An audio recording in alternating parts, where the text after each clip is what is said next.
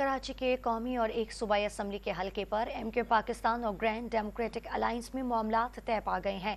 महमूदाबाद में रऊफ सिद्दीकी की क़यादत में एमक्यूएम वफ़द ने GDA के दफ्तर का दौरा किया और इरफानुल्लाह मरवत से मुलाकात की।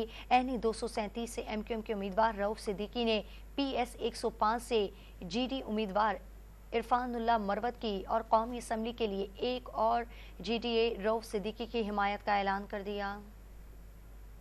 इस शहर की जो लोकल गवर्नमेंट है, ये जो नाज़मीन है, मेयर, डिप्टी मेयर समेत, ये खुल्लम खुल्ला वायलेशन कर रहे हैं इंतखाबी क़वानीन की। और इन्होंने अपनी जमात को जिताने के लिए कानून की धज्जियां बिखेर के रख दी हैं। और मुझे हैरत यह है कि अब तक इलेक्शन कमीशन ने इस पर नोटिस क्यों नहीं लिया, एक्शन क्यों नहीं लिया। मैं इलेक्शन कमीशन से भी मुतालबा करता हूं कि फिलहाल कराची की और हैदराबाद की जो लोकल गवर्नमेंट है, इसको मुअत्तल किया जाए।